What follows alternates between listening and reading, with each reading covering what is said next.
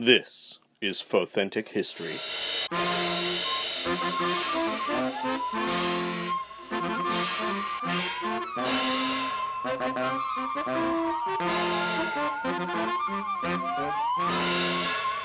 Hello and welcome to the show. I'm Holly Fry. And I'm Brian Young.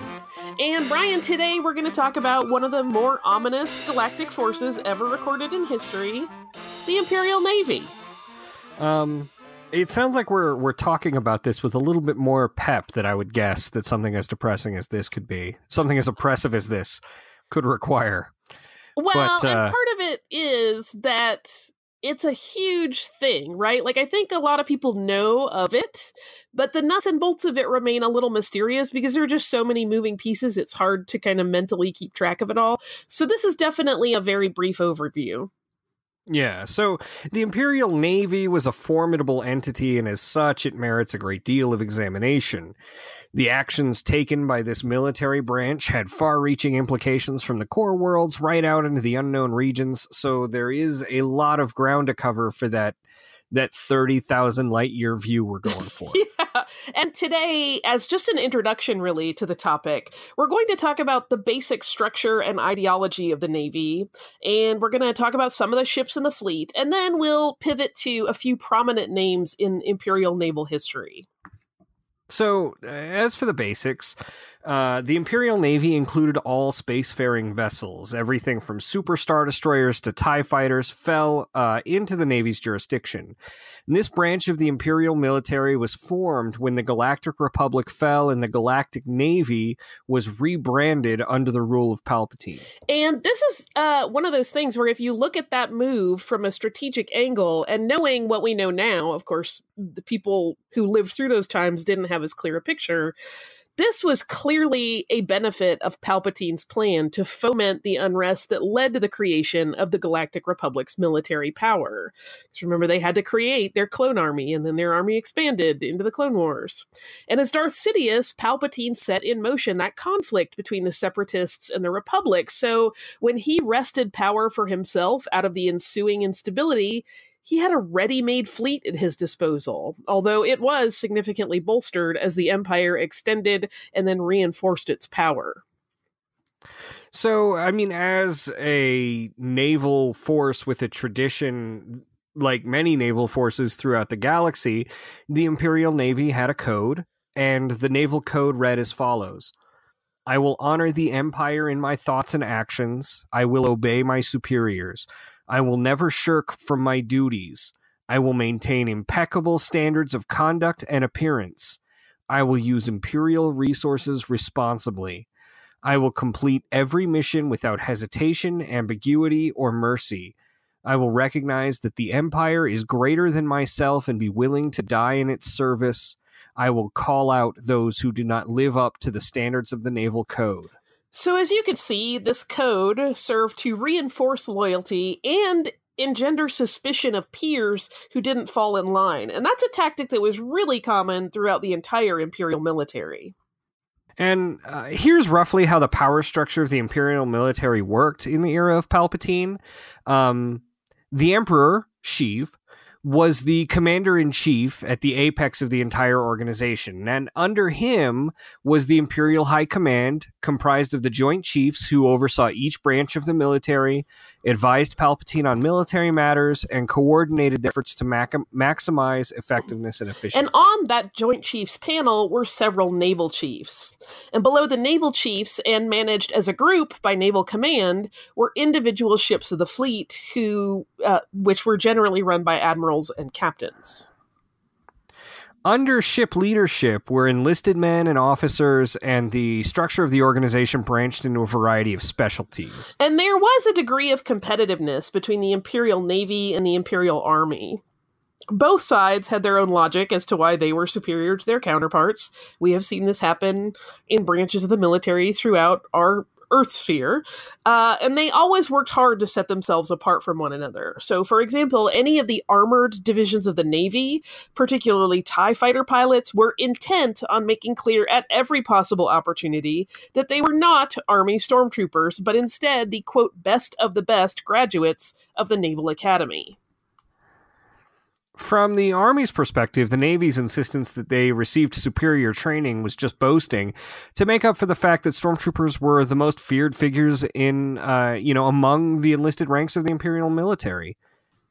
But there were certainly plenty of times when both branches had to work alongside each other, and they managed to put aside any of this competitive bickering and pull together, no doubt, the result of the rigorous training that both branches received. So, in an organization as massive as the Imperial Navy, there were, of course, many different types of vessels. While a comprehensive list is outside the scope of this particular podcast, some of the most important types were as follows. So first we'll start with Star Destroyers, and we actually had a full episode on Star Destroyers back in October 2017. So if you want a more detailed rundown, you can check that out. And this group included multiple versions of ships, from the Galactic Star Destroyers that were repurposed for Imperial use, to Imperial-class Star Destroyers, which saw multiple iterations, Interdictor-class Star Destroyers, and Venator-class Star Destroyers, among others. And well-known examples include the Executrix, which was helmed by Wilhuff Tarkin, and the Devastator, which was helmed for a while by none other than Darth Vader for a time, during which he captured Princess Leia's Tantive 4 with it. Dreadnoughts were capital ships, immense in size. This category includes the super star destroyers, such as the Executor, which was Vader's flagship after he left service of the Devastator. The Executor was one of the largest vessels ever to be deployed by the Imperial Navy. It was 19,000 meters, or 20,779 yards, long, and boasted more than 5,000 turbo lasers and cannons. Thousands of crew members were needed to keep it fully operational. The Ravager, a dreadnought owned by Gallius Rax and helmed by Grand Admiral Rae Sloane, went down in the Jakku Desert in a decisive moment during the Battle of Jakku. We're going to talk about Rae Sloane a little bit more in a moment. But next we're going to move on to, we're kind of grouping together carriers, corvettes, and cruisers. These were kind of mid-range vehicles that covered a wide array of sizes and uses. So carriers could transport troops and fighter squadrons. Corvettes, like Tarkin's Carry and Spike, were more personal vessels that could be used for a number of purposes, from simple transport to diplomatic missions to espionage.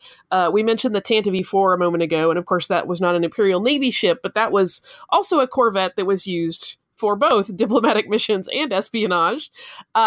The designation of cruiser is one that's interesting because it became really nebulous. Ships of many different sizes and functions were referred to this way, to the point that the word almost lost any real meaning. Space stations are another element. The Imperial Navy used a number of different space stations for everything from deep space docking to shipbuilding to serving as supply depots. The most famous of the Imperial Navy space stations was, of course, the Death Star. This is another topic we've covered in detail on the show. Our Death Star episode was published in February of 2017. Even people with a passing sense of history know the Death Star and the incredible destructive power it carried, though. Entire planets were destroyed by it, and it's often pointed to as the apex of Imperial achievement, despite the flaw that was purposely built into it to sabotage it.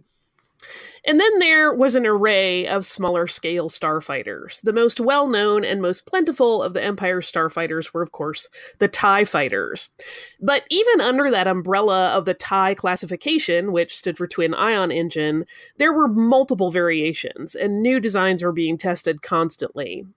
The standard short-range TIE fighter featured a small ball-shaped cockpit and two parallel hexagonal wings, which each had 6 solar panels. Other models, such as TIE bombers, featured significant design variations. So in the case of the bombers, there were actually 2 pods between the wings, which were more cylindrical than ball-shaped, and one served as a cockpit, and the other carried munitions. And the wings of TIE bombers were actually kind of curved inward. They looked almost like they were hugging the two sections in the middle. Some other models of TIEs, like the TIE Defender, never really saw widespread use under the Empire's banner. But those designs did become more popular again within the First Order organization, which grew out of the tattered remains of the Empire during the era of the New Republic.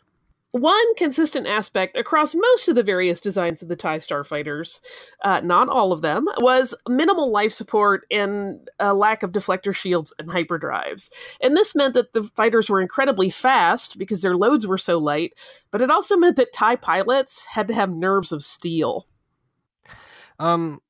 So there were a number of high-profile members of the Imperial Navy, and we wanted to touch on some of them who had a lasting impact on the galaxy through their on-the-job actions. One that merits mention is, of course, Grand Admiral William Tarkin, but there's already an entire episode on him in our archives from January 2017, so we'll leave him off today's list. We're only covering a few here, so there's a very high likelihood, that more will be featured on the show in the future. Additionally, any one of these officers could be the focus of an entire episode in the future. So the first one we're going to talk about is Admiral Kendal Ozzel. And he's something of a cautionary tale about the danger of serving in the Imperial military. So in an Imperial handbook that fell into rebel hands, but which has come under some suspicion as having been a document planted by the Empire to spread disinformation, there is actually a section written by Kendal Ozzel. In it, he invokes the names of his ancestors, Ruthbert Ozzel, who he refers to as the savior of Middleblade, and Enos Ozzel, who he claims to have been a great warrior in the legendary Mandarin period. The same entry also discussed what Admiral Ozzel felt to be his innovative naval tactics, including surprising the enemy, pursuing the enemy, and overwhelming the enemy. Clearly, Ozzel had a very overinflated idea of his own strategic genius. Who's never thought about pursuing the enemy? Right? Me. I'm the first person. It's kind of sad when you're reading it, because he's really he believes, I'm a genius. No one's ever thought to surprise an enemy. Yeah, it's definitely a bless his heart moment. Yeah. Ozzel was born on Kurita to a family with good financial standing, and while it was pretty apparent early on in his career that he was not an especially gifted officer, he somehow managed to get promoted.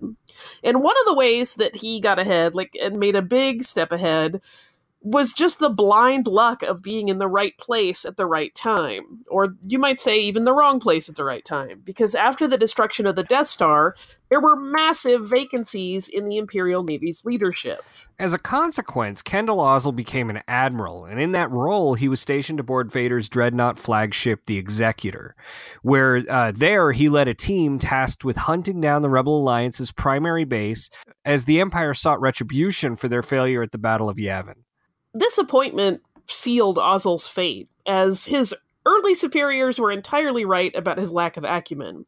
So first, he actually downplayed the data that was collected by a probe droid on the ice planet of Hoth, acted like it wasn't a big deal when in fact it was, and then after Vader correctly intuited that the rebel base was on Hoth based on that data, Ozzel made a devastating tactical blunder.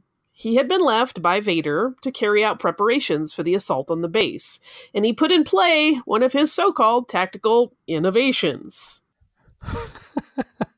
Ozzel ordered the ships of the fleet to exit hyperspace right above the planet, and in doing so ensured that the rebels there would spot them immediately. While it may have caused a brief moment of surprise, the Rebel Alliance had contingency plans in place for just such an attack, and the probe droid, which had collected the images of the base, had also tipped them off. Yeah, it seemed like Ozzel thought that they were going to be just shocked into inaction, and it was like, no, we're ready. Yeah. The rebels were able to activate their shields before the Imperials could even begin a bombardment, and they nearly instantly began their evacuation protocol. And as is famously known, the attack on Hoth was a failure for the Empire, although it did leave the rebellion without a base of operations for a while. As a consequence of his failure, Ozzel was executed by Darth Vader using a force choke to carry out the punishment. If you want to get deeper into the Battle of Hoth and Ozzel's last stand there, we do have an episode in our archives. Our very first episode actually was covered that. Yeah, we clearly have a little thing for Imperial Navy tactics. There's also Imperial Army in that one. So next we're going to talk about a really unique figure in Imperial naval history, and that is Grand Admiral Thrawn, who was a Chiss male from the planet of Scylla in the uncharted unknown regions. and he rose to a high rank within the Chiss Ascendancy, but he was eventually found living on a planet in wild space in a rudimentary hut. And while his humble situation when he was found by the Imperials there was part of a plan on the part of the Chiss Ascendancy, for a long time it was believed that Thrawn had actually been exiled. From that point, Thrawn, whose full name was Mithra Nuru Odu, became a member of the Imperial military, starting at the Imperial Academy, graduating as a lieutenant, and rising quickly through the ranks from there. And while the Chiss was initially treated with great suspicion by other members of the Imperial Navy, his skills in combat, high intelligence, and incredible strategic thinking earned him the respect of those he served with. And again, I want to point out this is a very condensed kind of abstract of his life, because there's a whole lot of story there. And Thrawn's ultimate fate actually remains something of a mystery. So he became obsessed eventually with stamping out the rebel cell that was on the planet of Lothal, and specifically a young man named Ezra Bridger. And in their final confrontation, Thrawn and Bridger were both taken into hyperspace by a flock of purgils, while the two men were aboard the Star Destroyer Chimera. And these spacefaring beasts, which had been summoned by Bridger, had breached the viewports of the bridge, so it's actually unknown if either of the men could have survived the jump to hyperspace. There have been rumors of a new investigation by historians and archaeologists to discover the fate of Thrawn and Bridger, but so far all we have are questions and no real answers. The next officer we're going to talk about is Rae Sloane. She was a human female, born on the planet Kendal, 41 years before the Battle of Yavin. Sloane's homeworld was held captive by a criminal element until the Empire wiped them out, which earned Ray's admiration and trust that the Empire was benevolent. She enrolled in the Imperial Naval Academy. And she graduated with honors from the Imperial Academy, and she served first on the Defiance, which was in use as a flight training academy. And Sloane was actually instrumental while she was there in thwarting an attempt on the lives of the Emperor and Darth Vader while they were visiting the Defiance. Commandant Pel Balo, who ran the academy, had intended to jump the Defiance directly into the sun of Christophsis to kill everyone, but Sloane noticed the discrepancy in the calculations between the coordinates where she had intended for the ship to jump and the corrected, and I'm using air quotes there, coordinates that Balo input into the system. While escorting Count Demetrius Vidian in the events leading up to the Gorsk conflict, Sloane had her first contact with Kanan Jarrus. As it became apparent that Jarrus was more than just a smart aleck freighter pilot, Sloane began collecting information on him and tracked him for years, developing an extensive file on the Jedi in hiding. As for Vidian, he had his own plot going against the Empire, though it wasn't focused on assassination, but merely personal gain at the Empire's expense. Sloane once again protected her beloved Empire by stopping Vidian, ordering the Imperial Star Destroyer Ultimatum to fire on Vidian. And Sloane actually served during the Battle of Endor as a commander of the Imperial Star Destroyer Vigilance. And as the rebellion, defying all odds, managed to defeat the Imperial forces and destroy the second Death Star with the help of the Ewoks on the moon of Endor, Sloane ordered the few surviving Imperial vessels to the Anaj system in a retreat so they could regroup. But Rae Sloane refused to accept the idea that the Empire had ended, and she vowed to continue to fight. It was Sloane who arranged the meeting that would become recognized as the Imperial Future Council, who sought to determine a course for the Empire in the power vacuum that was left with Emperor Palpatine's death. And Rae Sloane really became the poster girl for the remains of the Empire, literally appearing on propaganda posters and in holovids. But in truth, she was basically serving as the public face and the mouthpiece of the efforts of the secretive Gallius Rax, who had hoped to remove all competition for leadership of the remaining Imperial forces. Rax had actually catalyzed the Battle of Akiva that took place when the Imperial Future Council was first assembled, as a means to sort of cull the herd of potential challengers to his position he hoped to get in Imperial leadership. Rax eventually framed Sloane, and in retribution she executed him during the Battle of Jakku, with the help of an improbable ally and rebel pilot Nora Wexley. After that, Sloane left for the unknown regions with Brendel Hux and his son Armitage, as well as a number of child soldiers that Rax had gathered aboard the luxury yacht Imperialis. Sloane went on to be one of the founding leaders of the First Order, though it's unclear what happened to her after that.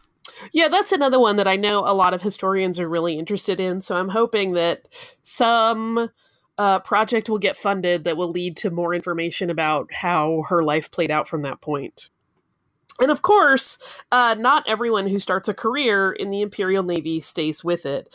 And as the galaxy was gripped by conflict, there were a number of high-profile defectors. And we're going to talk about them on an upcoming episode. But for now, this concludes our admittedly very brief introduction to the Imperial Navy, a topic that offers up nearly endless avenues for historical exploration. Yeah, this is a really great sort of just starting point for any of those episodes that we've already done about the Empire, or any of the conflicts or personalities involved. So yeah, this is a lot of fun to talk about, and as you can tell with our extensive backlog, we like to talk about it a lot.